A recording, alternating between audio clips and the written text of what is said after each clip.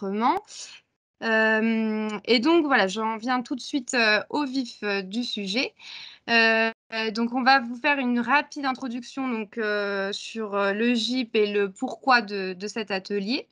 Et puis ensuite, je laisserai la parole à nos 3 intervenants. Donc Alexandra Lamotte qui nous présentera notamment le centre de ressources du RAPID, Michael Surel qui nous parlera de la clause verte et Sofiane Zekri qui nous parlera du marché de l'inclusion. Alors, hop, je passe à la suite. Donc rapidement, le GIP Maximilien, donc nous sommes un portail d'acheteurs et une plateforme qui œuvre pour la dématérialisation des services publics. Donc on a 375 membres aujourd'hui.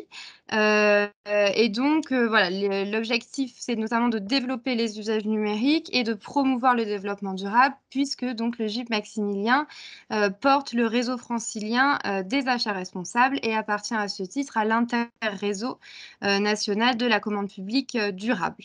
Donc c'est dans ce cadre-là que nous menons ces ateliers achats responsables, donc qui auront désormais lieu 4 fois par an et qui seront suivis d'une lettre d'information donc que vous recevrez normalement si vous êtes inscrit à cet atelier. Donc voilà, brièvement, nous avons donc la mission d'appui au développement des clauses sociales donc, que je pilote, une mission similaire sur les achats publics circulaires et environnementaux, et nous accompagnons donc les acheteurs publics dans la dématérialisation de tout le processus achat. Donc c'est ce qu'on fait chez Maximilien. Et donc, on met en œuvre ces ateliers sur l'achat public durable.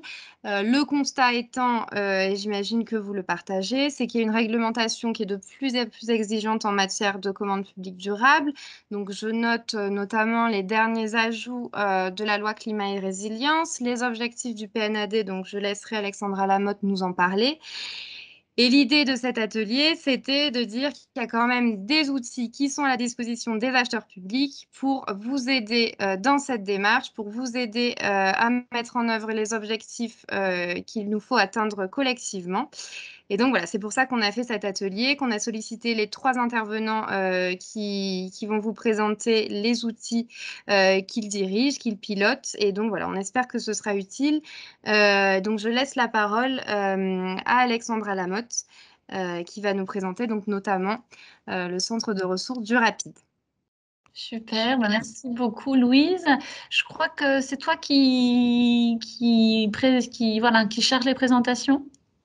Donc, je te laisse partager. Super.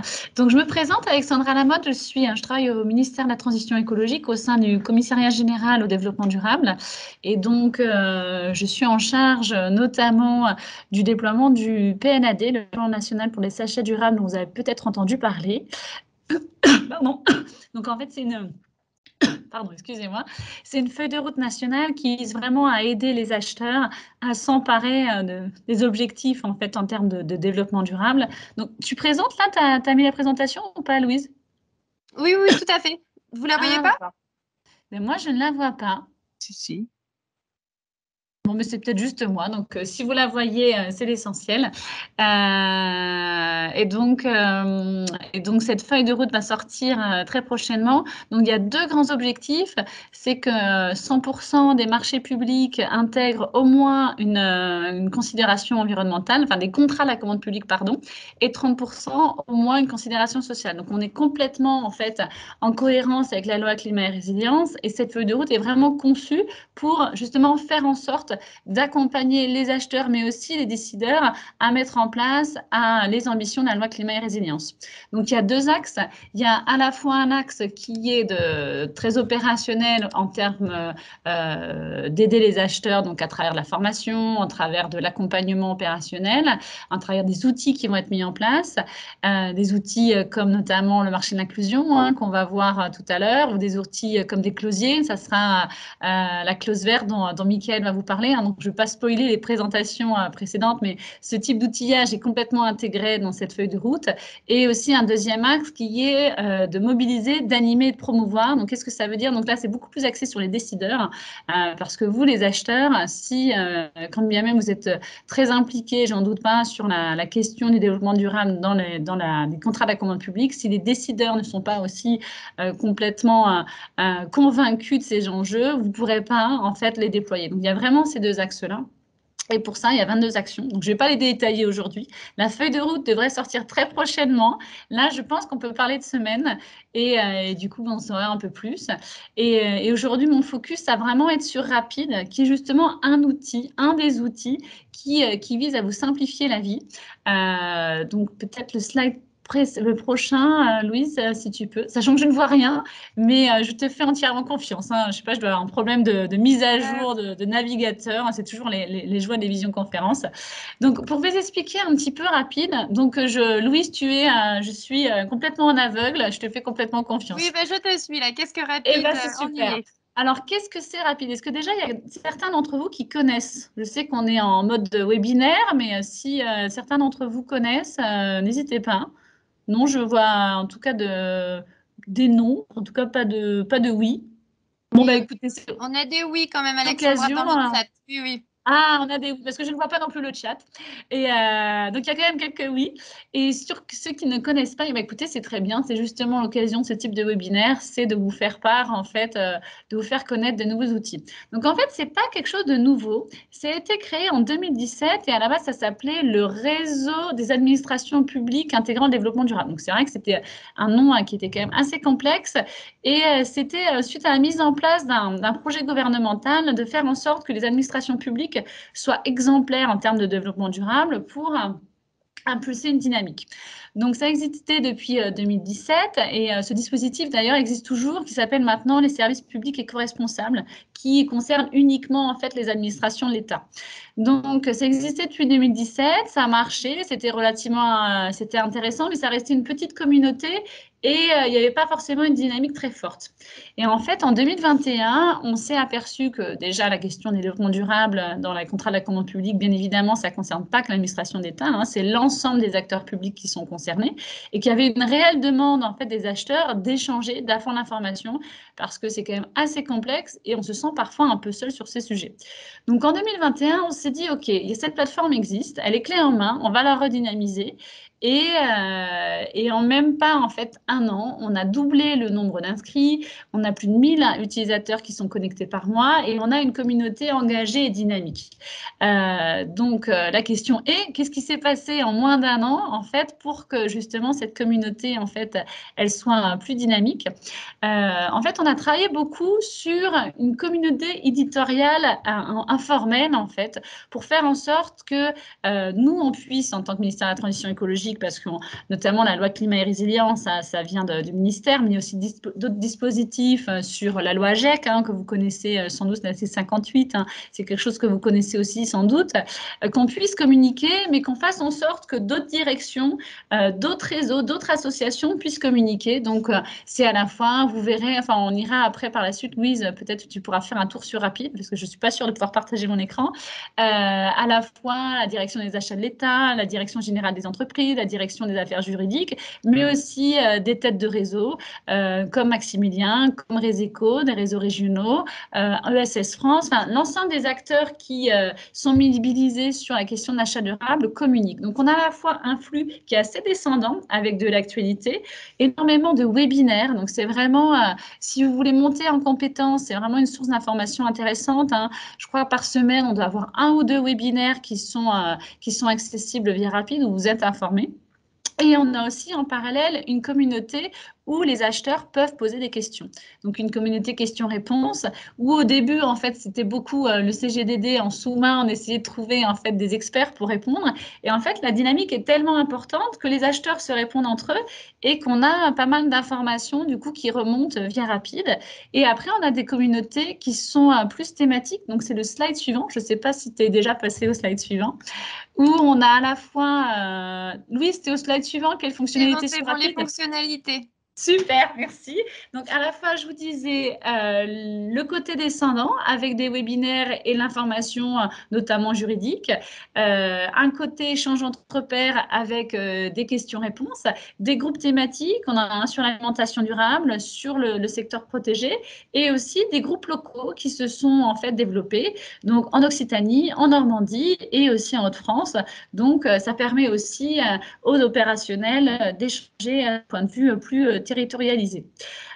Donc sur le slide suivant, vous voyez un peu à quoi ça peut ressembler et peut-être qu'on ira, si on a un petit peu de temps, sur rapide. Donc je vous ai mis la question, on a d'une acheteuse qui se posait une question sur transport de personnes, comment faire, où on a différents acteurs qui répondent. Donc ça permet à tous de monter en compétences. Et à droite, un réseau, donc Réseco, donc c'est un réseau régional en Bretagne qui partage un événement, donc qui est accessible à tous. Et donc moi, en l'occurrence, qui communique sur des dispositifs achats durables au niveau de la commande publique. Donc, ça fonctionne de mieux en mieux et je pense que d'ailleurs, on va faire tout un travail aussi par rapport à cette nouvelle feuille de route pour continuer d'améliorer et de transformer rapide. Et aussi, on s'est fait le constat, c'est intéressant d'avoir ce côté descendant et ce côté aussi échange entre pairs, mais on veut aller plus loin, on veut aussi maintenir l'information et c'est pour ça qu'on a lancé un centre de ressources. Donc, c'est le slide d'après qui permet en fait d'avoir un socle de connaissances sans avoir à faire des recherches, de dire, OK, moi aujourd'hui, je veux faire du sourcing en achat durable, qu'est-ce qui existe? Je veux regarder au niveau de l'article 58, est-ce qu'il y a des informations, des guides qui existent? Est-ce que plus généralement sur des retours d'expérience, qu'est-ce que je peux avoir comme information? Et donc, on a rassemblé en fait en différentes pages ce centre de ressources qui permet d'avoir pas mal d'informations. Et l'idée, c'est de faciliter la vie des acheteurs. Précédemment, moi, j'étais acheteuse et c'est vrai que moi, la question d'achat durable, c'est quelque chose qui m'a toujours intéressée. Mais il y a tellement d'informations, il y a tellement d'acteurs qu'on est parfois un peu perdu. Et donc, l'idée là, c'est de vous aider. En un seul endroit, il y a quelque chose ce centre de ressources qui rassemble et centralise les informations, sachant qu'en fait, ce centre de ressources est amené en fait à s'améliorer et amené à s'enrichir. On a eu, je crois, la semaine dernière, le réseau dans le sud qui a fait tout un travail sur le sourcing pour les solutions plastiques qu'on a intégré, la DAE qui a sorti un nouveau guide. Donc, par rapport à ces nouveaux échanges, par rapport aux nouveaux retours d'expérience, ils sont au fil de l'eau intégrés dans ce centre de ressources, donc que je vous conseille d'aller voir. Donc, je vais vous montrer à quoi ressemblent ces différentes pages. Donc, c'est un index en fait avec différentes pages. Donc, avec à la fois, là, vous voyez les guides d'achat généralistes, les achats en 3 clics pour vous expliquer en fait la démarche et où vous pouvez aller et aussi être accompagné dans vos achats. Donc, bien évidemment, en Île-de-France, vous avez Maximilien, mais sur d'autres territoires, de savoir vers qui s'orienter pour aller plus loin. Donc, peut-être, Louise, moi, je ne vois rien, mais est-ce que je ne pense pas que je vais essayer de partager mon écran, mais je ne suis pas sûre que ça fonctionne. Vous me dites si vous voyez. Vous voyez mon Si, écran ou c'est pas? parfait. On voit très Ah, bien. mais formidable. Donc, juste, je vais vous montrer à quoi ça ressemble. Donc, donc vous inscrivez via rapide-développement-durable.gouv.fr. Hein. Louise, est-ce que tu peux mettre peut-être le lien directement sur le chat? Et vous avez Oui. ces différents groupes. Donc, dans le groupe actualité événements, comme je vous disais, c'est assez descendant. C'est des informations dans plutôt nationales qui sont partagées par différents acteurs. Et donc aujourd'hui, sur le marché de l'inclusion, donc vous en saurez plus, hein, je ne vais pas spoiler la présentation, qui s'améliore en termes de fonctionnalité. Après, on avait un webinaire de France Urbaine le 28 février et vous avez dans le calendrier, en fait, tous les webinaires qui sont proposés. Donc, cette semaine, il y en a 2. La semaine prochaine, il y en a d'autres. Et donc, du coup, ça vous permet d'être vraiment informé, de voir ce qui peut se proposer, ce qui vous permettre de monter en compétence sur ces sujets-là. Questions et réponses. Donc, c'est les acheteurs qui se répondent entre eux.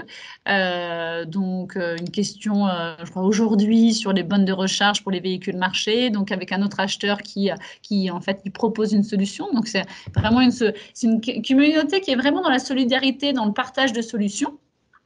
Donc, d'autres groupes où je ne vais pas forcément aller dans le détail, mais sachez que voilà, alimentation durable, le côté secteur protégé, Hauts-de-France, Normandie, Occitanie, donc il y a aussi une déclinaison locale.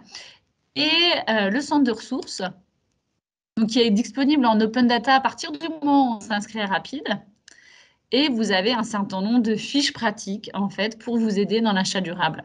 Donc, on peut aller, par exemple, sur les guides sectoriels, parce qu'il y a énormément de guides, mais parfois on est un petit peu perdu.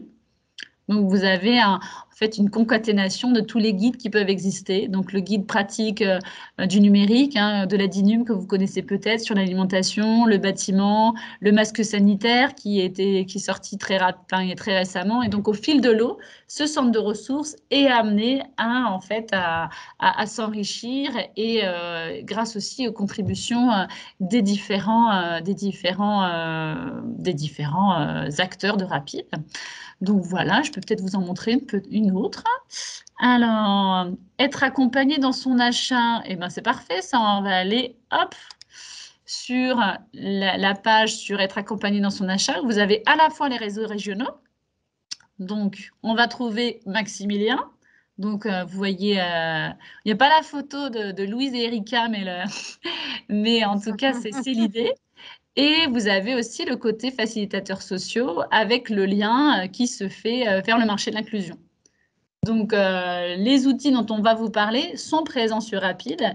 Et par exemple, sur le côté exécution, vous trouverez aussi des éléments. Donc, je vais laisser Mickaël faire sa présentation, bien évidemment.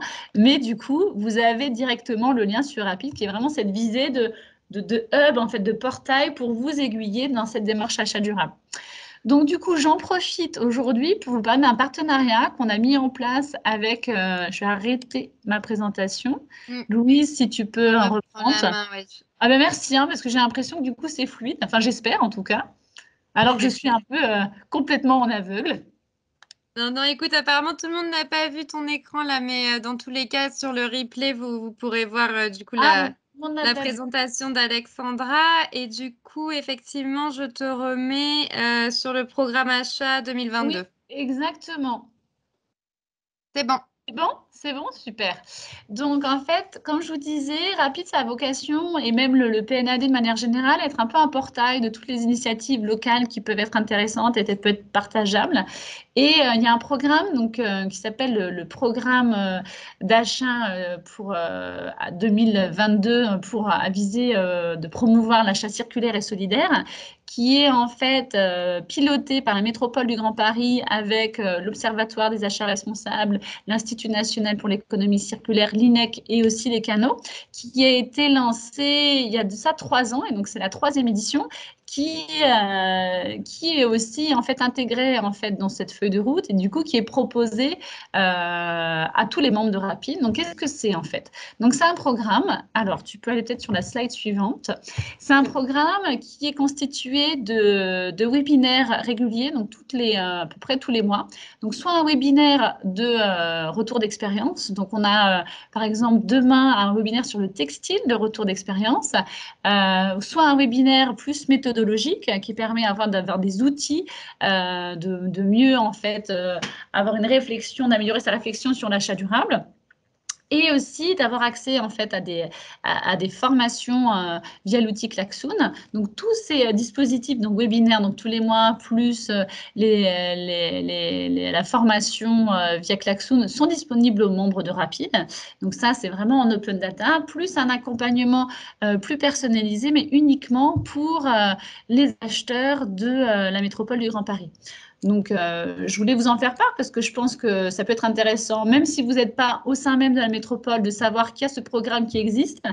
Donc, vous avez donc ouvert à tous et modules réservés. Peut-être tu peux aller sur la slide méthodologie. Donc la slide 10, vous voyez un peu des grilles qui vont vous être présentées, des outils. Donc à nouveau la clause verte, franchement Mickaël, j'ai pas fait exprès, hein, mais vraiment vous allez en savoir plus peu après. Et donc des modules plus retour d'expérience, je vous ai mis quelques dates.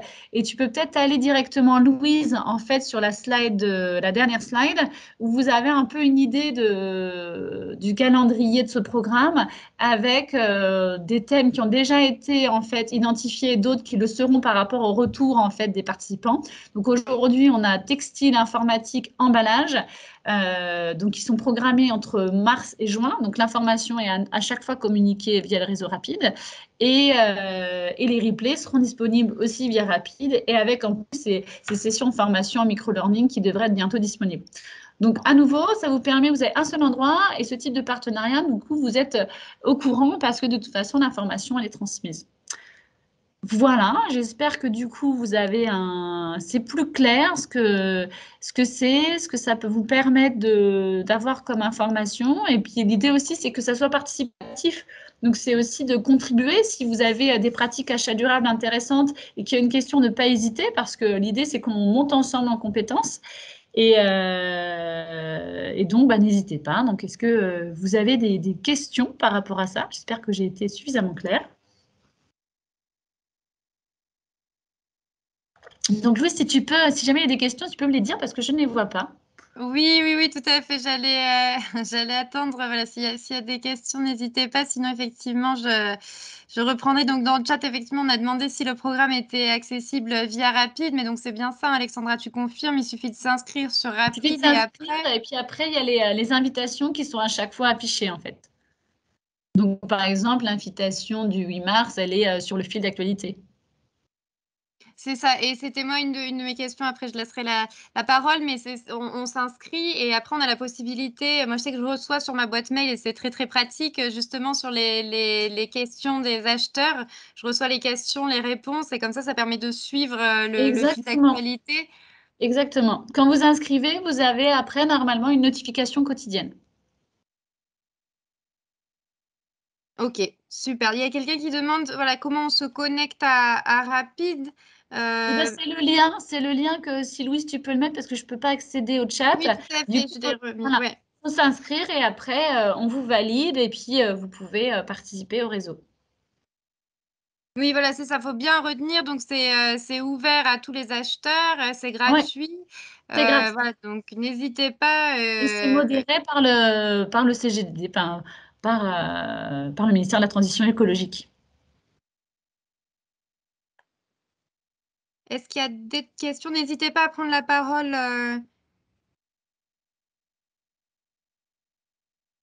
sur le PNAD, sur Rapide ou sur le programme d'accompagnement.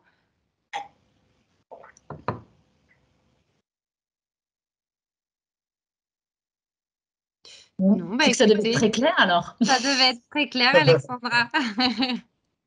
Bon, ben merci beaucoup à tous et puis bonne suite de webinaire. Et puis peut-être qu'on se recrasera aussi via Rapide parce qu'il y a aussi quelque chose qui est assez intéressant. Il y a une fonction Messenger qui vous permet, si jamais notamment il y a une thématique, une question-réponse ou vous voulez aller un plus loin, mais sans forcément que toute la communauté soit au courant, ça vous permet aussi de rentrer en contact et qui peut aussi être intéressante. Oui, non, vraiment, c'est très bien fait et je vous conseille de vous créer un compte et d'aller fouiller. Vous y trouverez une mine d'informations qui vous sera utile et effectivement de pouvoir échanger avec des pairs qui Oui, sont hors de sa propre structure. C'est vraiment très, très, très utile. Et puis voilà, je sais moi, je capitalise beaucoup grâce à Rapid, donc je vous conseille et puis voilà, on est en soutien, nous, si besoin. super. Avec toujours cette idée voilà, de ne pas hésiter aussi, enfin, si vous avez quelque chose de pertinent, enfin, un élément de contribuer parce que la richesse de Rapid, c'est la richesse de ses membres. Et l'idée, c'est que c'est pas Alexandra Lamotte qui va diffuser l'achat durable ou même si on était deux, trois, enfin, c'est vraiment cette communauté nous, on anime avec ces différentes têtes de réseau pour qu'il y ait vraiment de la richesse dans les échanges. Donc, c'est aussi important d'avoir ça comme idée. Et pour l'instant, ça fonctionne plutôt bien et dans une démarche positive. Donc, on est assez content de pouvoir vous proposer ce service. Donc, à nouveau, en open data et gratuitement. Et On juste, a- Alexandra, avant que tu partes, on nous demande du coup où trouver les webinaires sur Rapide. Eh bien, il faut aller. Alors, de toute façon, ils sont dans le fil d'actualité, s'ils ont été annoncés. Et sinon, dans le calendrier, on les retrouve en fait. Voilà, c'est ça. Donc, effectivement, comme ça, vous pouvez accéder à tout. Et il y a une autre question. Est-ce que c'est Mais un sachant que compte? pour certains webinaires, enfin même la plupart, hein, il faut après, il y a un lien vers un formulaire d'inscription. Vous avez l'information, mais après, à vous de vous inscrire par rapport à l'organisme qui propose le webinaire. Oui, c'est ça, c'est rapide, permet vraiment d'avoir une vue d'ensemble sur tout ce qui Voilà, se passe, mais après, effectivement, il faut voir avec l'organisateur de chaque voilà, mais de toute événement. façon, c'est inscrit dans le poste rapide ou s'inscrire. Non, c'est vraiment très facile. Et on a une autre question, Alexandra. Est-ce qu'il faut un compte par collectivité, par structure ou un compte par agent? Par Ah personne. non, il n'y a pas de limite, hein, il n'y a pas de, il y a pas de, oui, non, non, il n'y a pas de, ça peut être, moi je dirais plutôt, plutôt par agent parce que c'est à l'agent d'avoir l'information. Enfin, c'est ce qui est le plus rapide, le plus facile pour vous, à vrai dire. Moi, j'ai pas de religion, hein. Enfin, j'ai pas de limitation, en tout cas, en nombre d'inscriptions par structure dans Rapide. Super. Eh ben, écoute, je crois que c'est bon pour les questions, du coup. Ben, très bonne journée à tous et puis ben, peut-être à très bientôt en tout cas et puis bonne suite avec la clause verte et le marché de l'inclusion. Merci beaucoup, Merci Alexandra. Alexandra. Au revoir Au et revoir. merci Louise. Au revoir. Avec plaisir. Au revoir, Alexandra.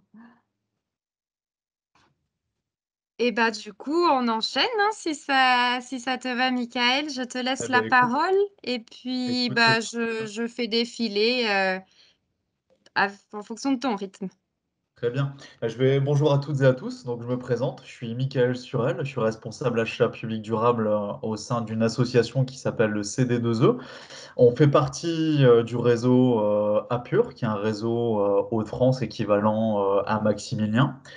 Et je vais vous présenter un petit peu la clause verte, le contexte aussi des achats responsables. Mais avant tout, peut-être vous parler un petit peu de notre association, si tu veux bien défiler, Louise. Alors, au niveau du CD2E, alors qui sommes-nous? Donc, le CD2E, c'est le centre de déploiement de l'éco-transition.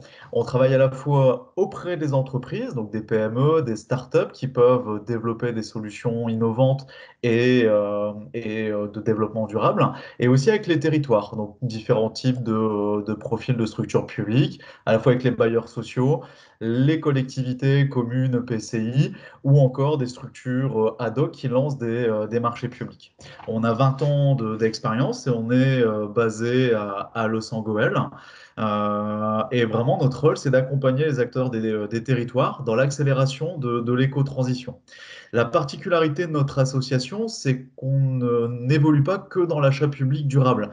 Moi, aujourd'hui, dans cette thématique, je suis seul au sein du CD2E. Je travaille avec d'autres structures au sein de Apur. Apur, la particularité, c'est que c'est environ 3 à 4 structures qui travaillent en France sur ce sujet des achats publics responsables. Mais nous, CD2E, en fait, on a plusieurs spécialités. Donc, notamment les bâtiments durables. On va travailler sur tout ce qui est biosourcé, de la rénovation performante, sur de la construction aussi avec l'atteinte de niveau de performance ou de la labellisation, sur l'économie circulaire aussi, avec les problématiques de réemploi. On va travailler aussi sur les énergies renouvelables et dans ma spécialité, l'achat public durable. Et moi, je travaille en transversalité avec une trentaine d'experts au sein du CD2E. Donc, notre association, elle compte environ 200 adhérents, autant de structures privées que de structures publiques. Et on est visible sur différents réseaux. On a un site internet dédié et différents réseaux sociaux, notamment LinkedIn, où on communique pas mal sur nos actualités. Alors, si tu veux bien, Louise, passer un petit peu. Merci. Alors, nos missions. On l'a déjà évoqué un petit peu avec Rapide. Bah, nous aussi, on est centre de ressources. On est missionné par l'ADEME, la région Hauts-de-France, pour diffuser des bonnes pratiques. On fait aussi du conseil et de l'assistance sur projet, uniquement malheureusement sur des structures basées en Hauts-de-France. C'est notre périmètre géographique vraiment principal. On est aussi un organisme de formation. On développe les compétences des acteurs privés, mais aussi publics. La force du CD2E, c'est de proposer des formations qui sont un petit peu niches. Par exemple, sur comment, pour un maître d'œuvre, employer les biosourcés. Comment, pour une entreprise de travaux, appliquer les biosourcés sur un chantier. On propose vraiment des solutions innovantes sur le terrain, des solutions pratiques. Et on a aussi un rôle qui est aussi de structurer des nouvelles filières. On intervient, par exemple, vraiment en amont auprès des agriculteurs, auprès des territoires, pour impulser des dynamiques, par exemple, sur les biosourcés, les filières lin, les filières paille, les filières chanvre, où on essaie vraiment de passer d'une expérimentation à une industrialisation. C'est vraiment la force du CD2E. Donc on intervient en Haute-France, un petit peu au national quand on nous le demande, et occasionnellement à l'international, il faut être modeste, c'est principalement en Belgique. Voilà. On fonctionne avec des démonstrateurs. J'ai mis les liens dans la présentation. Les démonstrateurs, c'est du concret. C'est le passage à l'acte. On a par exemple Bâticité, qui est une exposition sur le bâtiment durable. On va former les acteurs publics et privés sur de la rénovation, de la construction performante. On a Réa Futur, qui est une rénovation totalement performante avec le recours à plein de biosourcés qui ont été testés il y a plus de 10 ans déjà, pour vraiment casser les codes et faire voir qu'on peut passer à un modèle de solution d'isolation plus locale et qui sont performantes, contrairement à ce qui est des isolants issus de la pétrochimie, sont efficaces. L'Umiwatt, qui est un démonstrateur sur des technologies solaires, éoliennes urbaines, qui sont vraiment finalement dans les problématiques qu'on connaît de crise énergétique aujourd'hui, qui sont vraiment, qui ont pour but d'impulser des dynamiques auprès des territoires, comment on peut voilà, produire de l'électricité. Et on a aussi la clause verte, que je vais vous présenter vraiment en détail. Alors, si tu veux bien, Louise, avancer un petit peu. Alors, un petit rappel très bref sur le contexte des achats responsables. Alors, les achats responsables, vous connaissez tous les textes, Egalim, AGEC, Climat et Résilience. Les acheteurs publics ont été vraiment bombardés par une série de textes, de décrets qui ils sont venus bouleverser leur pratique de la commande publique. Et aujourd'hui, le cap, il est fixé. 2025, c'est 100% des marchés avec une clause écologique, clause et critères. C'est vraiment le cap à suivre, qui n'est pas sans poser de difficultés sur certains types d'achats très particuliers. En 2030 également, le recours obligatoire aux matériaux biosourcés dans 25% des rénovations et des constructions associées à la commande publique. Donc c'est vraiment par exemple pour des bailleurs sociaux qui ont un gros parc immobilier, des gros enjeux à la fois environnementaux, mais à la fois aussi économiques, puisque aujourd'hui avoir un impact environnemental, il y a aussi un côté budgétaire qui n'est pas neutre. Les spaseurs renforcés, ça, c'est aussi une réalité. On parle aussi du seuil qui va être abaissé pour la prise en compte le déploiement de Spazer, avec déjà l'obligation de publicité, l'obligation de réaliser aussi des bilans. Voilà, on est vraiment sur une professionnalisation et un durcissement au niveau de l'achat public durable que vous connaissez à travers votre facilitateur Maximilien. Si tu veux bien, Louise. Yes, merci. Quelques chiffres rapides, vous connaissez, on est à peu près 130 000 acheteurs. La commande publique, c'est 100 à 200 milliards d'euros d'achat, 10% du PIB, et c'est aussi surtout presque 200 000 contrats. Donc, c'est pas négligeable en termes d'impact, en termes de prise en compte du développement durable. Aujourd'hui, on le sait, on a un cap à suivre. On a aussi des difficultés. Moi, dans le Hauts-de-France, les acheteurs publics qui viennent me solliciter, je les entends tous les jours. Michael, comment je fais en maîtrise d'œuvre? Comment je fais sur un marché d'AMO pour faire un critère, pour mettre une clause qui ait un impact?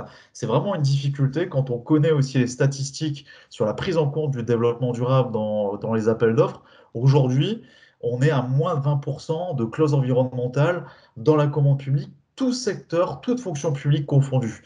C'est vraiment pas neutre quand on sait que d'ici 2025, il faut passer ce cap des 100%. Si tu veux bien, Louise, du coup, passer un petit peu. Hop. Qu'est-ce qui finalement attend les acheteurs? Très brièvement. Les acheteurs, ils vont devoir concilier ce qu'on appelle performance économique et mission environnementale.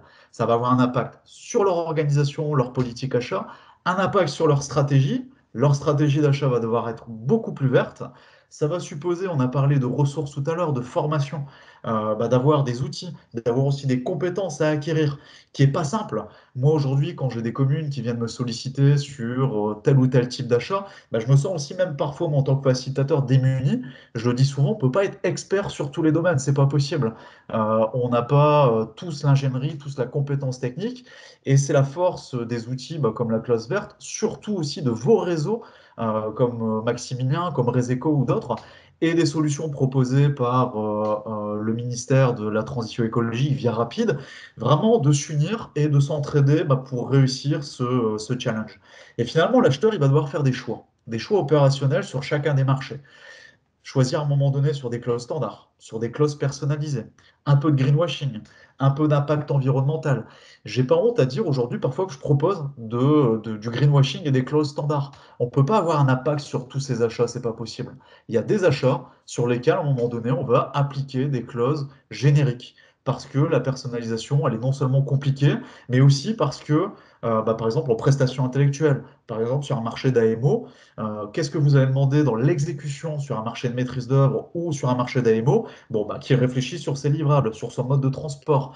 Finalement, on se rend compte que son impact, il n'est pas si important ça. C'est surtout sur les travaux ou sur certains segments achats où là, on se dit, on peut avoir un vrai impact. Ça va avoir des conséquences sur les critères, les sous-critères.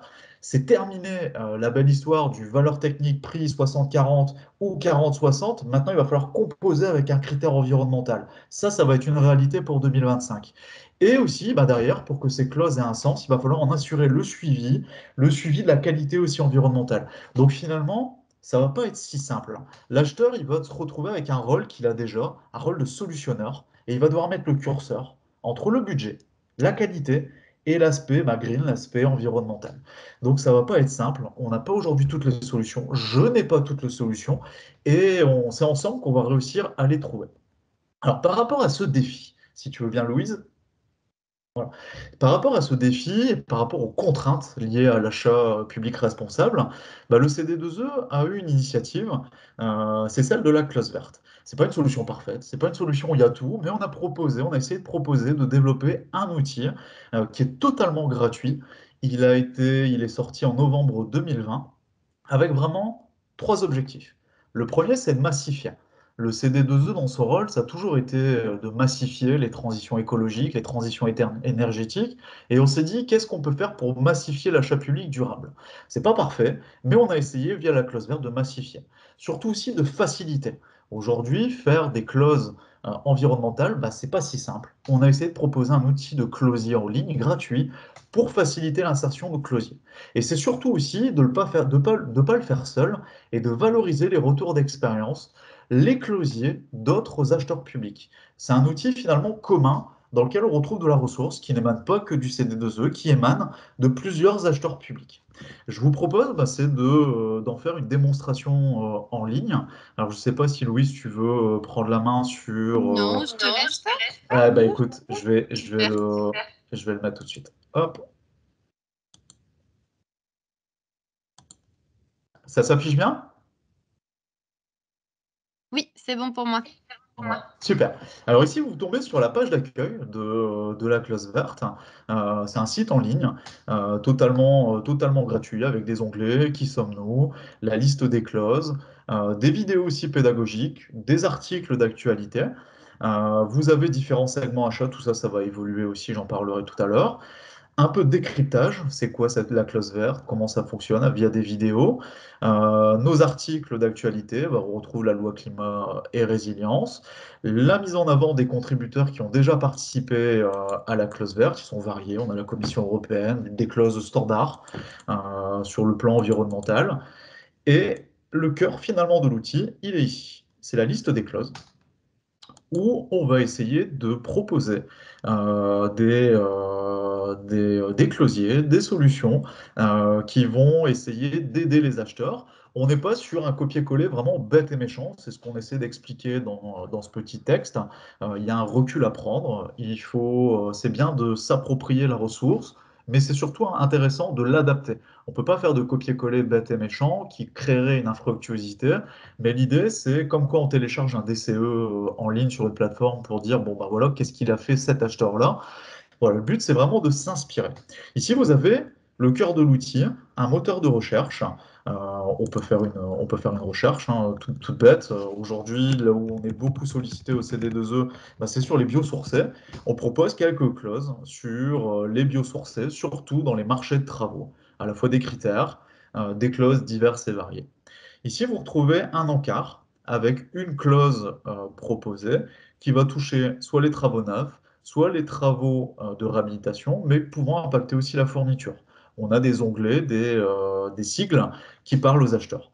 Sur quel type de marché ça va porter? Des travaux, de l'assistance à maîtrise d'ouvrage ou de la maîtrise d'œuvre. Et la pièce qui va être impactée, c'est le règlement de la consultation. Voilà tout un tas de clauses qui vont venir inspirer l'acheteur qui va venir faire finalement son marché via notre outil. Alors, si on prend par exemple le label E+, C-, c'est une clause qui a été proposée par le CD2E, mais il y en a bien d'autres proposées par d'autres contributeurs. Et à chaque fois, on met en avant le contributeur de la clause. Alors, je vais vous faire voir un peu comment fonctionne l'outil. Je vais faire voir aussi une dernière des contributions sur le site. Donc, on a toujours une explication. Quel est l'intitulé de la clause? Voilà, on la retrouve via des guillemets. Pourquoi la clause existe-t-elle? Avec des explications sur la réglementation, pour décrypter les points de vigilance, s'il y en a, il n'y en a pas toujours, ici il n'y en a pas vraiment. Les points de vigilance dans l'utilisation, quelle vigilance juridique, vigilance économique, c'est vraiment très très large. C'est proposé par le contributeur dans une optique d'appuyer, de faciliter, de guider surtout l'utilisateur. Une clause vit rarement seule, elle peut vivre avec un critère, un sous-critère ou avec d'autres clauses. Et on va retrouver ici l'articulation avec d'autres clauses et parfois, pas toujours, des liens vers d'autres informations. Ensuite, il peut y avoir aussi de la ressource complémentaire. Sur les biosourcés, si on retrouve le bois, la paille, avec des guides complémentaires qui sont proposés par soit des associations, par le ministère, par l'ADEME ou tout autre contributeur potentiel qui a produit une ressource en open data libre de droit. Alors, pour vous faire voir une dernière des contributions, alors, de mémoire, c'est sur le réemploi.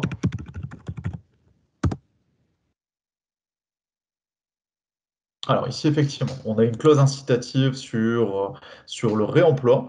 Elle a été proposée par l'ADEME et par le ministère. Donc c'est vraiment des clauses pour le coup plutôt assez standards ici qui sont proposées. Mais l'idée vraiment, c'est d'avoir un panel de solutions diverses et variées pour l'acheteur public. On a des contributeurs de tout horizon, ministériels, de collectivités. Ici, vous avez une contribution sur la même thématique d'une EPCI, de la métropole Toulon, pardon, d'une agglo, de la métropole Toulon-Provence-Méditerranée, qui est un contributeur assez actif, qui nous propose tous les mois un panel de contributions qu'ils veulent en fait partager plus largement que sur leur périmètre géographique. Et c'est souvent des clausiers qui ont été testés une première fois et pour lequel il n'y a pas eu de discussion, il n'y a pas eu de soucis juridiques. Je ne dis pas aujourd'hui que tout est solutionné, je ne dis pas aujourd'hui qu'il ne peut pas y avoir de soucis, de problèmes dans l'usage d'une clause qui est proposée sur la clause verte. On n'a pas de garantie pure et dure. Les clausiers, les pratiques évoluent au fur et à mesure au gré des évolutions technologiques, des évolutions jurisprudentielles. Mais vraiment, l'idée, c'est de faire avancer la mécanique de la prise en compte du développement durable dans les appels d'offres par le fruit du retour d'expérience d'autres structures publiques. Voilà un petit peu du coup sur la clause verte. Je vais revenir après sur les explications, mais l'outil va subir une très très grosse évolution fonctionnelle et pratique.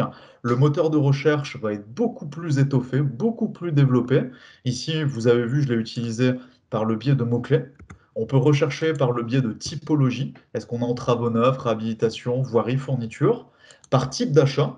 Alors ici, les types d'achats, on va vraiment faire évoluer le moteur de recherche. On va plus parler de segments achats et on va retenir les segments achats qui vont être proposés, les thématiques qui vont être proposées par Reseco et 3AR, qui sont en train de développer un outil de diagnostic et un outil par rapport à l'ensemble des réglementations qui sont venues, que j'ai présentées tout à l'heure.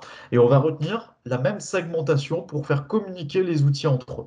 Donc là, aujourd'hui, on va proposer des segmentations qui vont parler à un maximum d'acheteurs publics et on va avoir une autre rubrique qui va parler davantage de thématiques.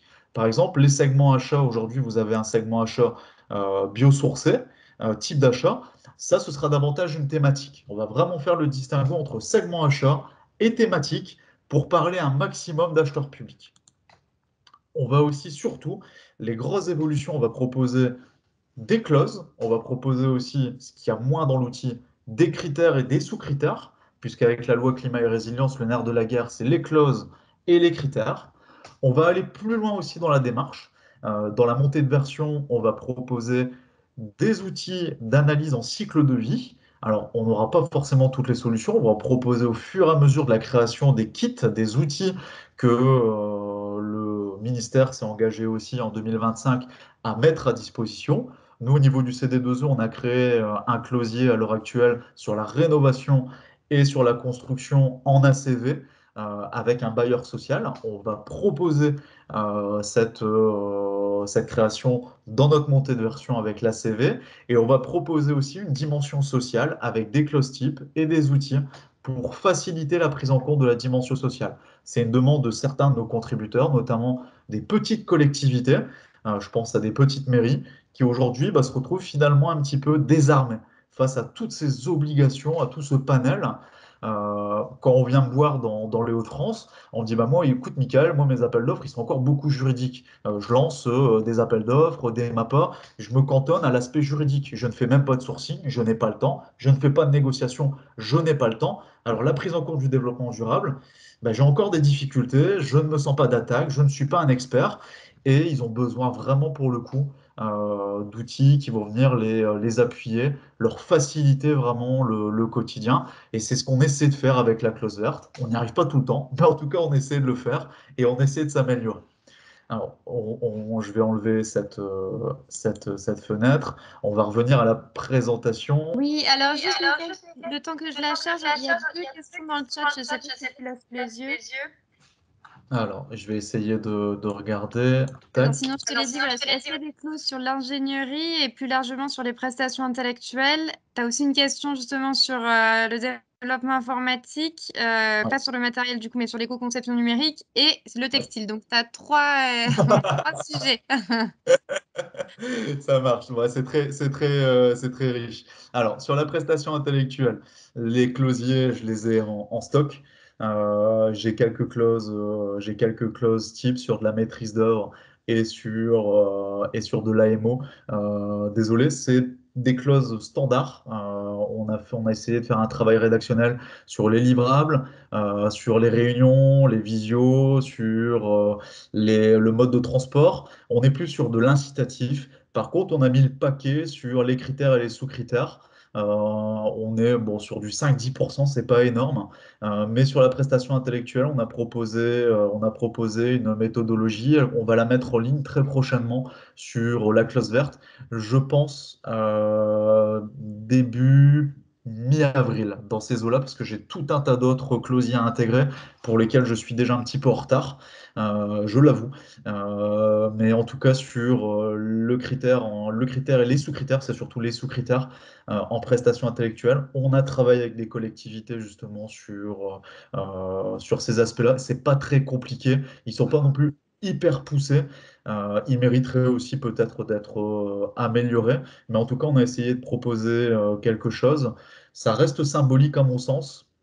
Mais en tout cas, ça a le mérite d'exister et de répondre à la loi climat et résilience. Sur le textile, il y a quelques clauses sur le textile. Elles ne sont pas poussées à mon sens.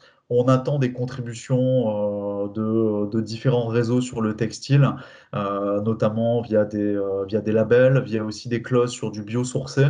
Il existe des textiles à base de chanvre. On a des closiers qui vont être proposés. On doit les vérifier parce que dans l'outil, on ne souhaite pas qu'il y ait d'orientation vers une solution. C'est pas le tout d'avoir des textiles, soit avec du recyclé, soit 100% recyclé, ou avec des matériaux biosourcés. Nous, on ne veut pas faire la promotion de telle ou telle solution et on vérifiera ces aspects-là. Sur du recyclé, on a des clauses types d'une région celui qui a travaillé sur la loi AGEC et qui a proposé des clauses à la fois spécifiques et des clauses standards. Elles ne sont pas encore en ligne, elles le seront prochainement. Et on attend aussi des travaux d'un acheteur qui a bossé sur ce segment achat, qui a des propositions à faire. On va croiser un petit peu les contributions pour essayer de proposer quelque chose d'un peu homogène. Je suis pas un expert dans le textile, j'en ai pas fait. J'ai fait des achats de pays dans le passé assez standards. Je vais essayer de prendre du recul avant de mettre en ligne ces sujets, voire peut-être demander l'avis d'un expert ou d'un autre réseau pour être certain de la qualité des clauses mises en ligne. Donc oui, il y avait pays, il y avait textile, et la dernière question, Louise? Développement informatique. Parce qu'il y a beaucoup Alors, de clauses développement, sur les matériels, mais pas sur l'éco-conception ouais. numérique. Non, il y en a pas. Sur l'éco-conception, j'en ai pas. Sur le matériel informatique, on va avoir les clausiers on va intégrer le guide qui est déjà bien connu sur le numérique responsable. Mais après, c'est des besoins qu'on peut faire remonter aussi, bah, tout à l'heure, comme avec Alexandra, auprès de la direction qui fait ce travail-là sur le numérique responsable, on peut la faire remonter. Après, on travaille avec des ONG qui ont participé à la rédaction de ces clausiers. On peut leur demander, s'il le faut, des clauses spécifiques. Il faudrait peut-être c'est préciser la demande. Est-ce que ça va porter sur de la TMA? Est-ce que ça va porter faut peut-être préciser le cadre des services demandés, et peut-être on pourra affiner le besoin en question. Mais non, malheureusement, il n'y a pas tout. J'aimerais avoir un outil où tous les segments achats sont représentatifs, mais aujourd'hui, on n'en a pas. On en a beaucoup sur les ENR, on en a beaucoup sur les travaux.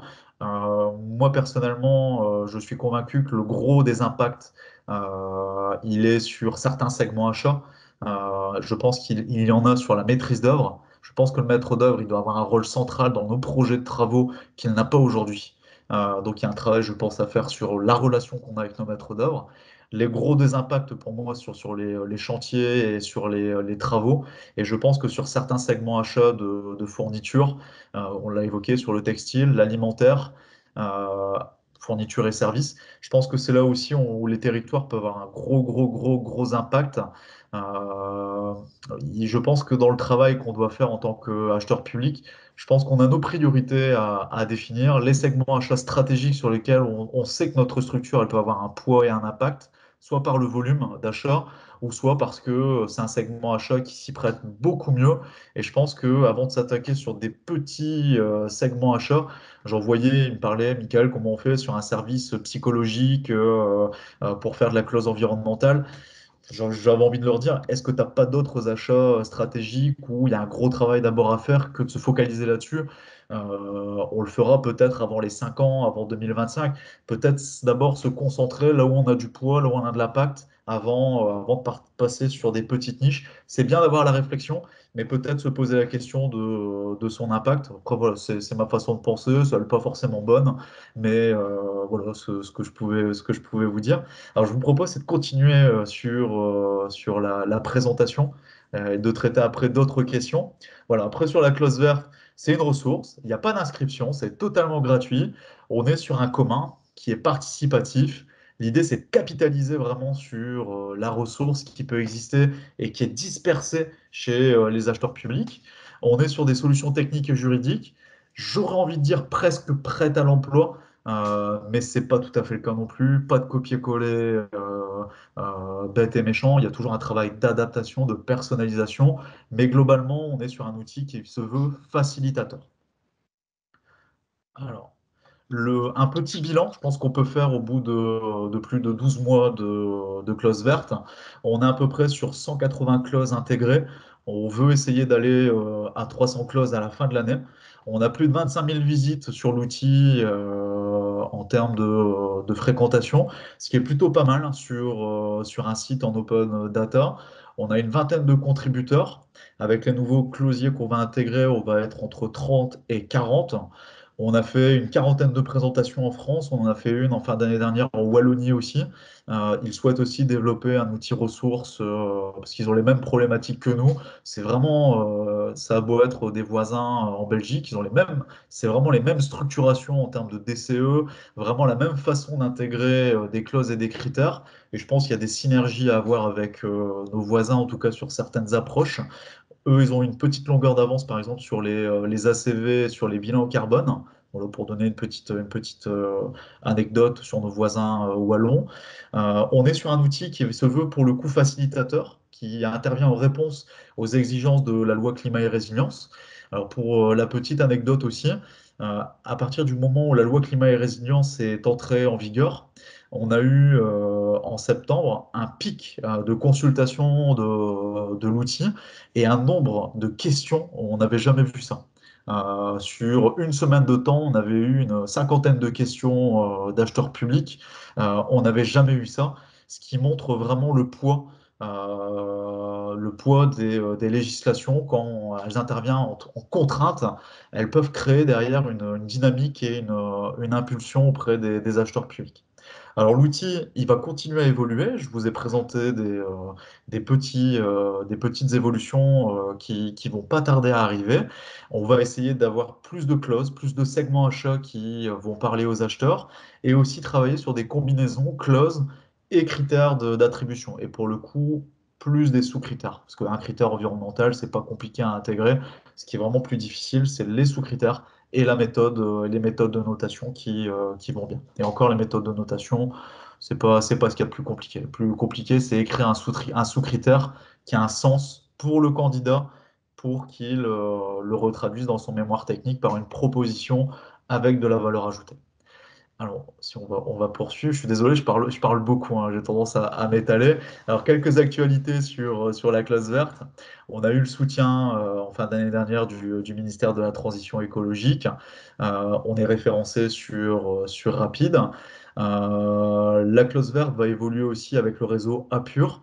C'est une boîte à outils qui va nous servir aussi pour un peu fédérer les acheteurs publics autour de l'achat responsable dans les Hauts-de-France.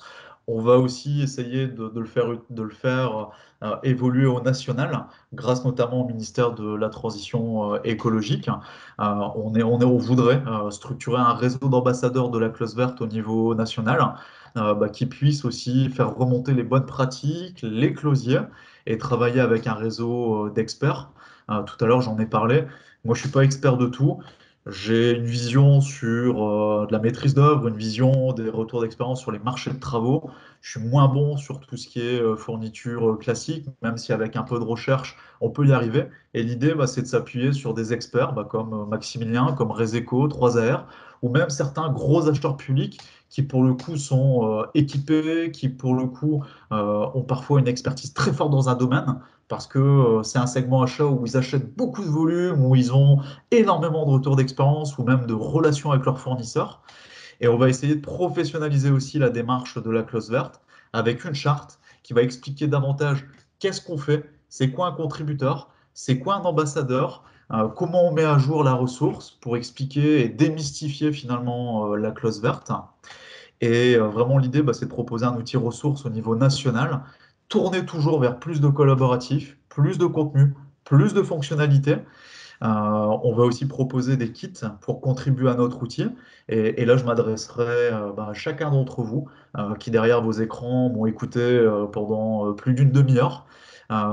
Si vous avez chez vous des closiers que vous avez travaillé, que vous peut-être vous avez développé avec Maximilien et que vous avez envie de les partager pour en faire bénéficier une petite collectivité des Hauts-de-France, une collectivité du sud de la France ou autre, surtout n'hésitez pas. Non seulement votre logo, votre structure, elle sera mise en avant sur notre outil, et en plus, par cet acte, vous pourrez potentiellement aider des acheteurs publics qui parfois sont aussi démunis que vous sur telle ou telle problématique. Et vraiment, l'idée, c'est de partager et d'aller plus loin. Sachez que ça ne vous responsabilise pas. C'est des démarches volontaires, des démarches vraiment gratuites qui ont pour ambition de faire avancer la cause des achats responsables. On va aussi en parallèle et à titre informatif, développer des outils et aussi des formations en Haute-France au niveau local qui vont être connectés via la clause verte. Donc derrière, c'est des closiers et nous, on va développer avec Apure et peut-être un des acteurs qui est l'APES. On voudrait proposer pour les Hauts-de-France un cycle de formation qui permet le passage à l'action. On ne va pas être sur du générique achat responsable. On va via nos thématiques cœur de métier que je vous ai présentées via l'ADN du CD2E, bâtiment durable, énergie renouvelable, économie circulaire. On va essayer de proposer un cycle de formation de l'éco-transition, tournée achat responsable, passage à l'action. C'est ce qu'on veut essayer de faire via la clause verte. Et demain, bah, si vos réseaux proposent des formations, qu'ils n'hésitent pas aussi à utiliser la clause verte. Cet outil est fait également pour eux, en appui pour communiquer, puis pour argumenter leur présentation ou leur formation. Si tu veux bien, Louise, voilà. Donc je l'ai présenté, je l'ai dit tout à l'heure. Si vous voulez contribuer, bah, ce sera vraiment avec grand plaisir. Le but, c'est de capitaliser, d'échanger, d'améliorer. Nos derniers contributeurs, j'en ai présenté une clause tout à l'heure, il y a la MTPM qui a participé en janvier, en février. Ils vont encore nous envoyer des nouveaux clausiers. L'association également Novabult, qui a proposé des clauses assez atypiques, on était vraiment content de les accueillir, des clauses sur la préservation de la biodiversité. Alors, c'est des clauses qui n'ont pas trop d'impact, à mon sens. Elles ont le mérite d'exister et d'appuyer certains DCE dans des études, dans des travaux, mais au moins le mérite d'exister. Et personnellement, pour les Hauts-de-France, bah, j'ai proposé à Apure de développer des closiers plus poussés sur la biodiversité. Parce que pour le coup, je pense qu'on manque de closiers sur cette thématique et il y a un vrai enjeu quand on fait des travaux, il y a un vrai enjeu. Alors le but, c'est pas de préserver toutes les espèces non plus, parce qu'il y a beaucoup de réglementations là-dessus, mais je pense qu'il y a un peu de matière à faire sur le sujet. Et si vous souhaitez participer, donc ce sera vraiment un grand plaisir. J'ai mis mes coordonnées, vous les aurez dans la présentation. C'est totalement gratuit. Il n'y a pas de, voilà, ça va vous demander, allez, peut-être une demi-heure s'il y a besoin, un échange avec moi, si vous souhaitez y contribuer. Vous pouvez passer également par Maximilien, ce sera avec grand plaisir. On a des échanges occasionnels aussi avec Maximilien. On a proposé d'ailleurs de participer en tant qu'ambassadeur de la clause verte. Il y a des échanges sur ce sujet. Et on pourrait aussi, bah, si vous souhaitez proposer des closiers, les valoriser sur le site, proposer un article également dans notre newsletter. Il y a plein de possibilités voilà, qui sont offertes. N'hésitez pas, ce sera vraiment avec un grand plaisir. Merci beaucoup, Michael. Donc, effectivement, voilà, le contact de Michael figure sur la dernière slide de sa présentation. Donc, vous pourrez le contacter voilà, pour contribuer à ce beau projet qui est la clause verte. Est-ce qu'il y a d'autres questions?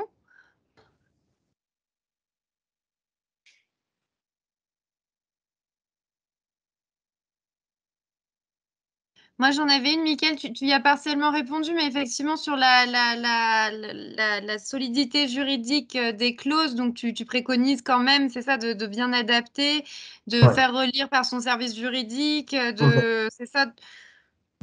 Toujours, effectivement, les clauses, c'est bien. Les critères, les sous-critères, c'est bien.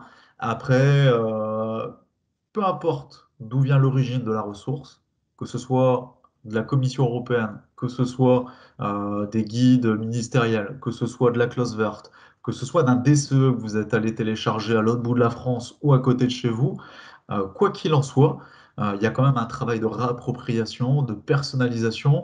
Il ne faut pas oublier que chaque achat est propre à sa structure, propre à un besoin, et qu'il peut y avoir, dans beaucoup de cas, nécessité d'adapter, de personnaliser avant une reprise bête et méchant d'un copier-coller. Alors, il y a des clauses, donc on peut copier-coller, il y a pas de souci. Il y a des clauses génériques, il y a des clauses, quand on parle de labellisation, il n'y a pas 36 000 façons de les tourner. Mais sur certains points, bah, il peut être intéressant de revoir la tournure, de revoir. Ça fait pas de mal. Et pour moi, c'est nécessaire, dans tous les cas, sur un achat, de travailler en mode projet, avec entre le technicien qui rédige son cahier des charges, qui parfois rédige son DCE et qui parfois travaille avec un service achat, service juridique. Tout dépend de l'organisation que vous avez. C'est pour moi indispensable qu'il y ait ce travail de relecture, de repersonnalisation.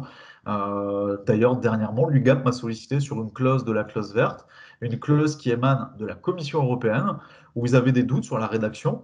Et après un travail de recherche, après un travail d'approfondissement, bah, il s'est avéré qu'une des clauses proposées par la Commission européenne méritait une précision. C'est sur les peintures, sur le marquage au sol. Et on voit bien que c'est pas parce que c'est une clause émane de plus haut bah, qu'elle est hyper efficace.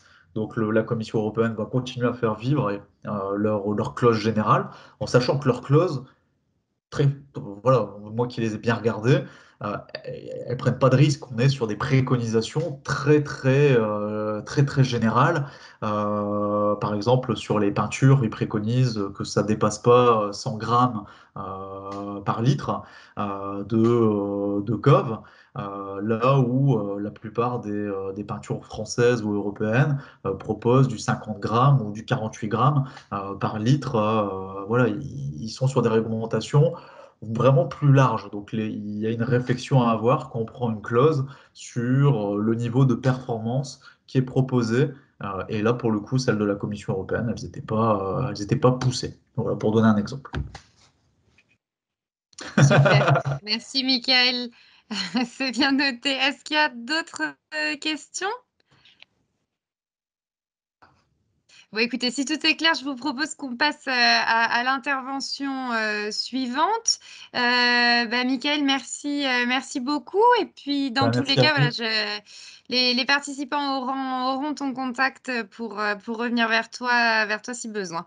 Il n'y a pas de souci, n'hésitez pas. Et si vous entrez en contact avec moi par mail ou par mail, n'hésitez pas à mettre en copie aussi Maximilien. Comme ça, au moins, ça montrera, on restera vraiment en contact via ce canal. Et n'hésitez pas, ce sera vraiment avec grand plaisir. Ah, Au alors, j'ai revoir. juste une question, Michael, en fait, dans le chat là. Avez-vous des notes de conjoncture sur certains segments d'achat pour connaître le niveau des réponses possibles des fournisseurs, leur maturité, donc vis-à-vis des préconisations article 58 loi AGEC? Non, non, ça, on n'a pas d'études conjoncturelles sur ce point. Je pense que ça mériterait d'être fait peut-être au niveau régional, pas au niveau national. Et encore, c'est tellement large que ce serait difficile d'avoir une compilation de données fiables. Non, je pense que c'est à l'acheteur par rapport à son besoin, via un travail de sourcing, d'essayer de récupérer un maximum de données, hein. Je sais que c'est facile en disant ça, hein, c'est une solution basique, à dire faire un sourcing, mais ce serait compliqué d'avoir par segment achat pour la mise en œuvre d'AGEC, d'avoir des données fournisseurs étayées. Ça me paraît compliqué. Je pense que ce sera un travail de longue haleine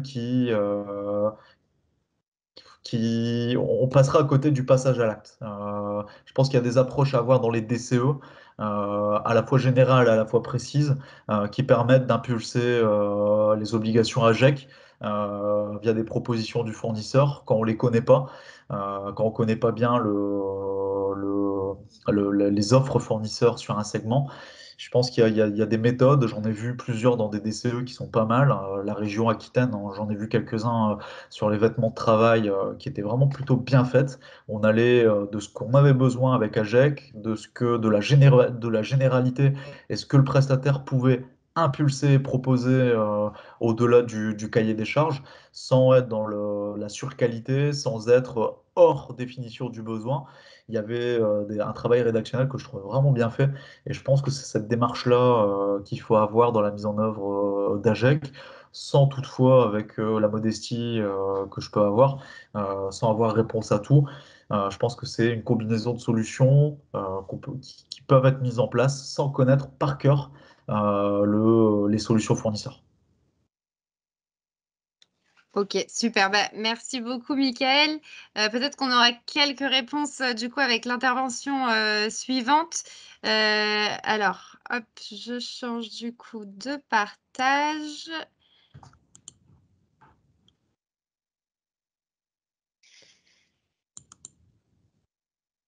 Hop.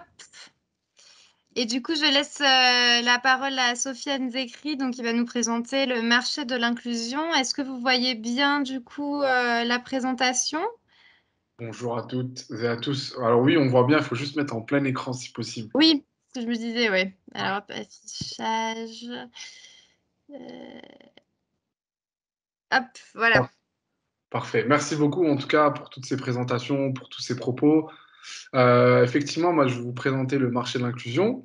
Je m'appelle Sofiane Zekri.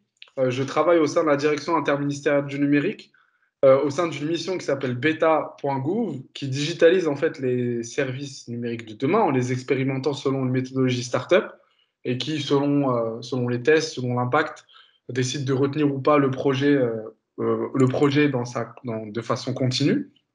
Et depuis septembre 2021, je travaille pour un projet inclusif, à savoir le marché de l'inclusion, qui fait partie de plusieurs autres chantiers, à savoir emploi de l'inclusion, pilotage de l'inclusion, donc il y a le marché, et puis enfin communauté.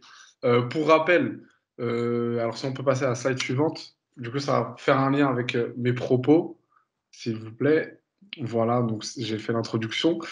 C'est un service donc, qui est appuyé par l'État, que la direction interministérielle du numérique développe. Donc, en l'occurrence, moi, ma mission étant de faire connaître ce service public auprès de tous les acheteurs de France.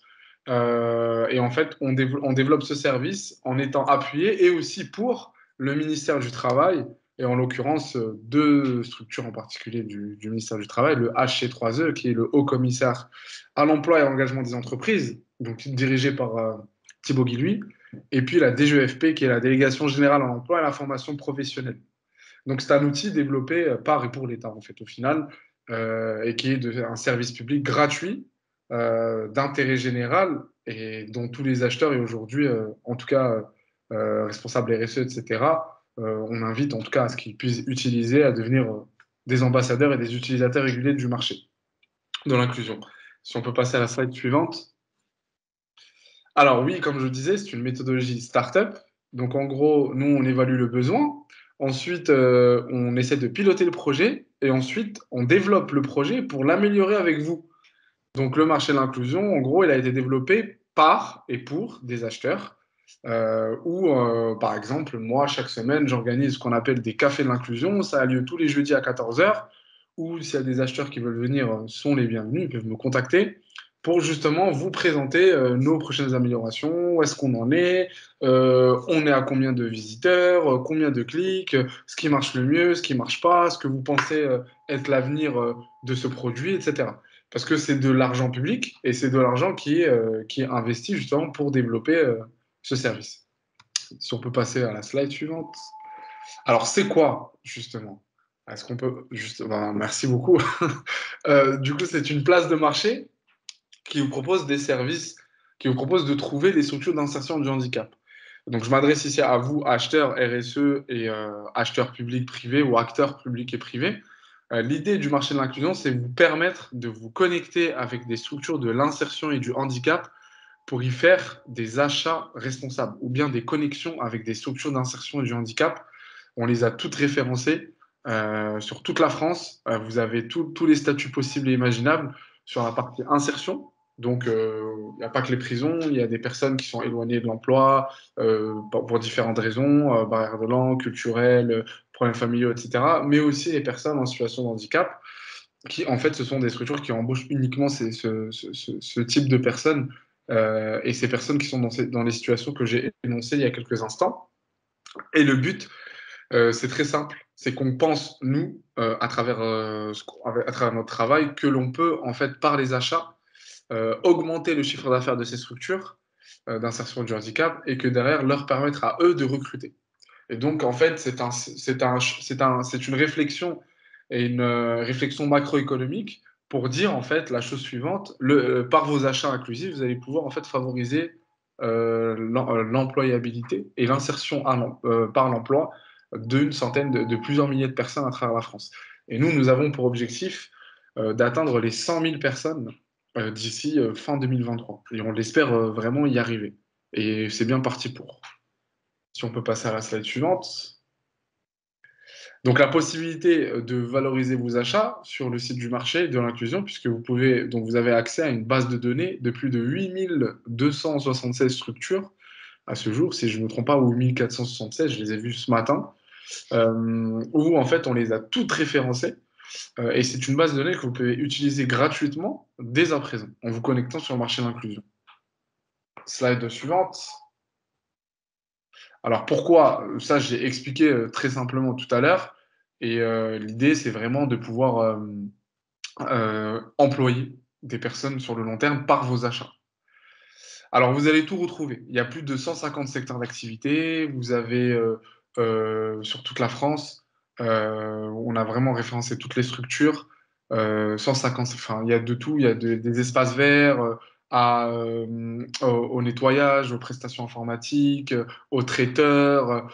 Et en fait, l'idée, c'est que dès que vous avez un appel d'offres avec des clauses sociales ou un marché fermé, vous allez pouvoir en fait faire appel au marché de l'inclusion. Un, pour sourcer, et deux, pour trouver de potentielles structures capables de répondre à votre besoin. Ça marche aussi également pour les devis. Et je vais vous faire dans quelques instants une démonstration et vous allez voir que vous pouvez sur le marché et à la fois émettre votre besoin et aussi sourcer. Si on peut passer à la slide suivante, s'il vous plaît. Merci. Donc, comme je disais, 150 secteurs d'activité et 100% donc des acteurs made in France. J'insiste sur ce made in France. C'est vrai que ce n'est pas un argument que nous, on met forcément tout le temps en avant, mais c'est vrai qu'en fait, ce sont des structures qui proposent soit la disposition de personnes, donc par l'intérim, soit de la prestation de services, ou soit de l'achat et commercialisation de produits 100% made in France. Et ça, c'est très important par le contexte économique que l'on connaît aujourd'hui, en pleine crise sanitaire notamment. Slide suivante. Donc, je pense qu'il est temps de vous faire une démonstration. Ça va durer quelques minutes. Je ne sais pas si on peut le faire, hein, c'est bon. Hein. Ah oui, oui, au contraire, je vous laisse la main. Alors, je partage mon écran. Voilà. Screen 1. Est-ce que vous voyez mon écran? Tout à fait. Parfait. Alors non, j'ai un petit problème. Voilà. Là, vous le voyez ou pas? Vous voyez mon navigateur? Oui, oui, oui, c'est bon. Parfait. Donc, vous tapez marché de l'inclusion sur Google et vous arrivez sur cette page. Alors moi, pour ne pas tricher, je vais me connecter avec mes identifiants. Voilà, on va accepter les données. Donc, c'est très simple. Il y a deux menus, il y a deux boutons. Soit vous publiez votre besoin. Si demain, vous êtes acheteur, vous avez un besoin, vous avez un appel d'offres. Et aujourd'hui, on teste. Hein, on a eu plus de 60 mises en relation au mois de février. On a eu plus de 300 mises en relation entre septembre et décembre. On travaille avec pas mal d'interlocuteurs, de gros interlocuteurs qui sont prêts aujourd'hui à utiliser le marché. Et l'idée, c'est vraiment de le démocratiser, faire en sorte à ce que ce réflexe d'acheter de façon responsable et inclusive soit une norme en fait, auprès de l'écosystème du milieu des acheteurs aujourd'hui. Donc là, vous allez dans publier votre besoin. Vous avez tout un questionnaire de 2 minutes, même pas 2 minutes, pour justement présenter votre besoin et que derrière, en fait, soit moi, soit quelqu'un de notre équipe puisse vous contacter pour justement vous accompagner dans votre sourcing. Petite information, nous sommes en train de digitaliser cette partie-là pour qu'en fait, à l'avenir, sur moyen court terme, je ne puisse plus intervenir, je ne puisse plus exister. Et encore une fois, nous, notre but, en fait, à ce que sur le très long terme, c'est que ce marché de l'inclusion puisse vivre seul sans qu'un être humain puisse intervenir. En fait, l'idée, c'est que les structures, on a tout fait pour que ça se mette à jour automatiquement. Et derrière, on fait tout pour que les structures d'insertion du handicap complètent convenablement leurs fiches. Et que derrière, en fait, une fois qu'on estimera que en fait, l'outil est vraiment reconnu par le monde de l'achat, on disparaîtra complètement et ça sera un outil qui sera pour vous. Donc là, vous répondez à pendant quelques minutes, enfin, un questionnaire qui est très simple, hein. Il y a 4 questions, je crois. Enfin, voilà. Quelques questions sur vos coordonnées et votre besoin. Ici, vous avez possibilité de télécharger la liste complète des structures d'insertion du handicap, toutes catégories confondues.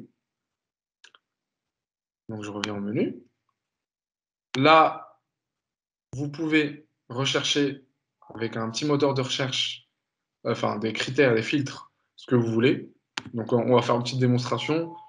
Par exemple, je vais prendre création, entretien d'espace vert et je vais, je sais pas, prendre Marseille. Je ne sais pas pourquoi ça me traverse l'esprit, mais je vais prendre Marseille. Voilà.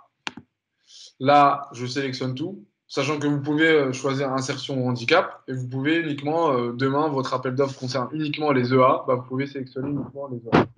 Petite parenthèse, sur la partie handicap, il n'y a pas les TIH, mais c'est un sujet qui est en cours de réflexion au sein de on est en étroite réflexion avec le ministère du Travail pour justement les intégrer d'ici peu. Type de prestation. Donc, comme je vous le disais, vous pouvez faire vous pouvez soit faire appel à de l'intérim, soit à la prestation de service, soit à la fabrication et commercialisation de biens. Et ici, territoire, QPV, ZRR. Et ici, vous pouvez voir les réseaux avec lesquels on travaille. Donc, on travaille avec le GESAT, on travaille avec Andeco. On a une convention qui a été signée sur la mutualisation de données. Là où GESAT aussi et Andeco ont une valeur ajoutée qui est claire, qui est une prestation, qui font des prestations de conseil, chose que l'on ne fait pas forcément, qu'on ne fait pas du tout même. Donc là, si je prends espace vert Marseille, je recherche, et là, j'ai 47 structures. Donc là, je n'ai pas choisi sur le type de prestation, donc il va me sortir toutes les structures d'insertion du handicap qui font ces 3 types de prestations-là. Donc si je prends la première, voilà, ça s'ouvre. Donc là, ils mettent plutôt à la disposition de personnes. Là, il y a des références. Ici, présentation de la structure, ouverte à la clause sociale, le réseau, parfois vous avez les labels, et le secteur d'activité. L'idée ici, c'est que vous pouvez ici contacter. Le but, c'est qu'il y ait des mises en relation ici. C'est que vous puissiez contacter directement par mail, par téléphone, et auquel cas vous avez l'adresse, pour, pour justement vous mettre en relation avec sa structure et voir aussi, elle peut potentiellement soit répondre à votre appel d'offres, soit vous aider sur votre devis. Donc moi, par exemple, là, ce que je vais faire, c'est que je vais la mettre en favori. Donc j'avais déjà un liste favori en espace vert, donc là, j'enregistre, et c'est comme ça que je vais pouvoir faire mon sourcing. Là, je vais dans Favoris, espace vert, et là, je retrouve toutes les structures que j'ai sélectionnées. Voilà. Et ça, en fait, l'idée, c'est en fait, ça, vous pouvez le reproduire avec tous les secteurs d'activité possibles, parmi les 150 et sur toute la France. Autre chose, vous pouvez ici télécharger la liste. Vous avez une liste que vous téléchargez en fichier Excel, et pour laquelle, en fait, vous avez toutes les données. Autre chose, nous, au-delà de vous accompagner pour que vous puissiez répondre à votre besoin et vous aider, on est vraiment là pour vous aider. On met à disposition une API qu'on peut utiliser pour notamment les acheteurs publics ou privés qui ont déjà en fait un site web relatif à l'inclusion, une plateforme digitale ou pas. Voilà, qu'est-ce que je peux dire d'autre? On vous explique sinon ici ce que c'est que l'inclusion, qui nous sommes. Et puis ici, vous avez un renvoi sur les 3 autres projets, donc emploi, communauté et pilotage. Et donc, comme je vous disais, notre objectif de créer 100 000 emplois de plus est en route et on espère en tout cas le valider avec vous. Voilà pour moi. Et surtout, n'hésitez pas à me poser des questions. 2, à prendre rendez-vous. Je pourrais vous mettre mon calendrier pour prendre des rendez-vous si vous voulez une démonstration personnalisée. Et 3, me contacter si vous avez en fait des besoins ou des devis pour lesquels nous pourrons en fait solliciter des structures et voir en fait et ça vous permettra à vous de juger de la pertinence de l'outil. Voilà pour moi. Merci beaucoup, Sofiane. Je pense que c'était très, très, très complet, effectivement, sur ce qu'il est possible de faire sur le marché de l'inclusion. Alors, je ne sais pas s'il y a des questions. Alors, on en a on en a plusieurs dans le chat. Donc, est-ce que le passage de ces marchés inclusifs ont un impact sur les déclarations AGFiP pour répondre à l'obligation des 6% d'emploi? Donc alors ça, il y a la partie emploi et la partie achat. Après, je ne crois pas. À vérifier. Je n'ai pas l'information là-dessus.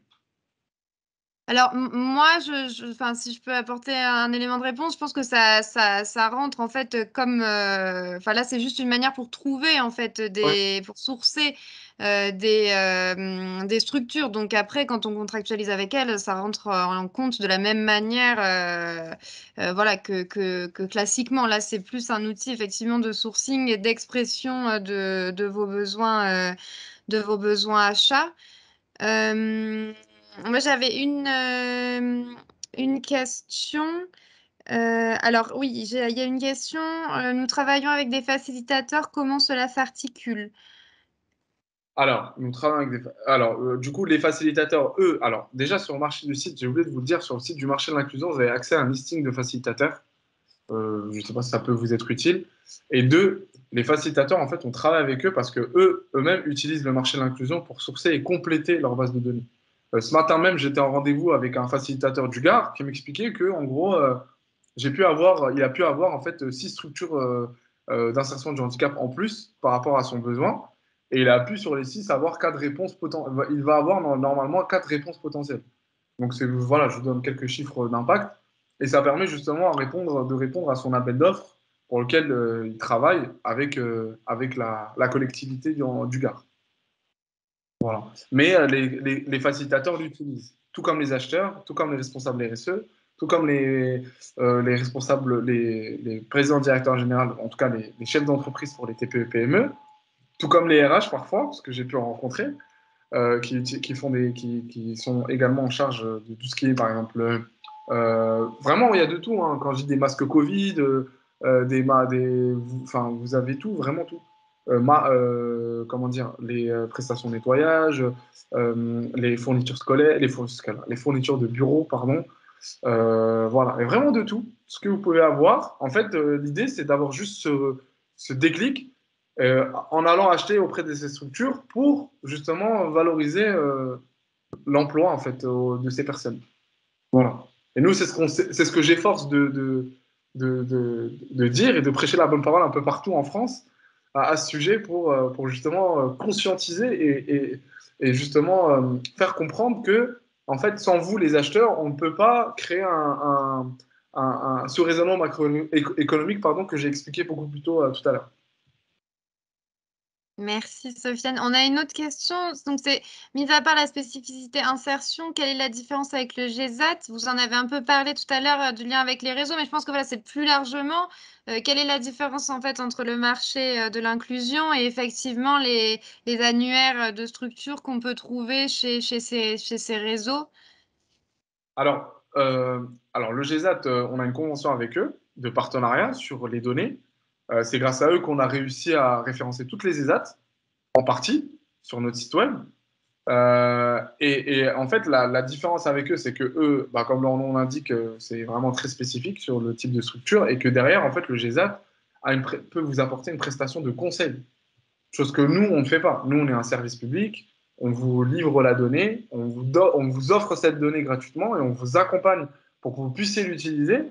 Mais derrière, si vous nous demandez des spécificités de conseils vraiment à proprement parler, sur typiquement des questions un peu techniques, typiquement ce que vous avez posé tout à l'heure sur les fameux 6%, etc., là, ce n'est pas forcément ce qu'on va réussir à répondre, en tout cas dans un premier temps.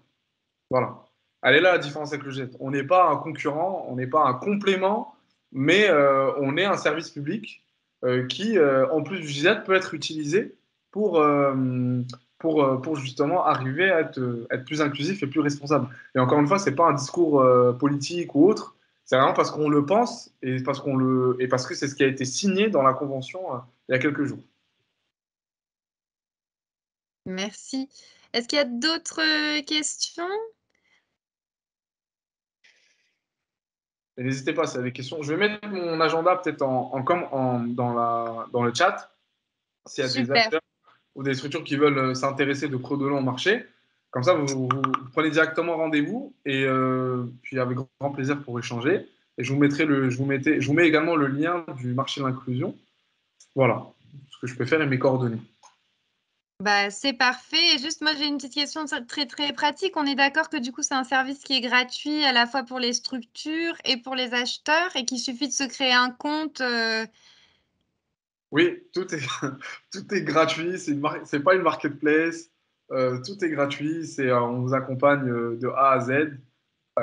Entreprise, vous ne payez rien. Structure d'insertion du handicap, vous ne payez rien. Moi, je suis plus du côté acheteur. Il y a mon collègue Abdessamad Yousfi qui s'occupe de la partie structure.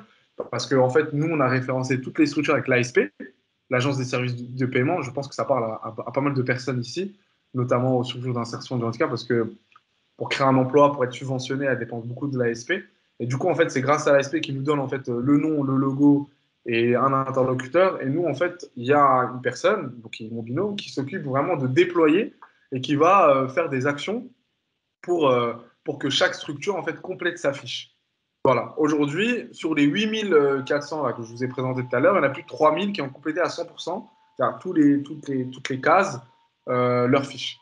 Mais ça ne veut pas dire qu'en fait, vous n'avez aucun contact sur le reste. Sur le reste, vous avez le nom, vous avez le prénom, vous avez un minimum d'informations et c'est largement exploitable. Mais on souhaite que tout soit complet, que cette donnée elle soit fiable, elle soit correcte et qu'elle soit vraiment prête à l'emploi pour l'acheteur et pour aussi les autres structures. Et cette base de données se met à jour toutes les 2-3 semaines avec les développeurs. On a mis en place un système pour que cette base de données soit mise à jour. Donc en gros, on connaît en temps réel le nombre de structures qui existent en France. Super, bah, c'est parfait. Je pense qu'effectivement, le fait que ça vienne de l'ASP, ça garantit l'exhaustivité en fait des structures qu'on trouve sur le marché. Et c'est vrai que quand on fait un sourcing, c'est aussi ce qu'on cherche, être sûr qu'on n'est pas passé à côté de la structure qui pourrait ouais, répondre à notre besoin parfaitement. Donc, super. Donc il y a l'ASP et puis après on a complété un petit peu avec Andeco, avec GESAP et d'où la convention qu'on a signée notamment avec eux. Voilà. Donc je vous mets à défi s'il y a des erreurs, vous nous dites, mais je ne pense pas hein, normalement, je ne pense pas. Je suis friand de tout retour à ce sujet. Eh ben, c'est bien noté. Merci beaucoup, Sofiane. Et puis voilà, on mettra bien sûr les contacts de nos intervenants dans le mail qu'on vous enverra et qui contiendra bien sûr donc la présentation et le lien du replay. Voilà. Et puis on vous tiendra du coup au courant de la suite de nos événements. Et je remercie chaleureusement nos 3 intervenants et les participants du coup à cet atelier. Et puis bien sûr, le GIP Maximilien reste disponible voilà, pour vous accompagner dans vos achats responsables. Merci beaucoup. Merci beaucoup.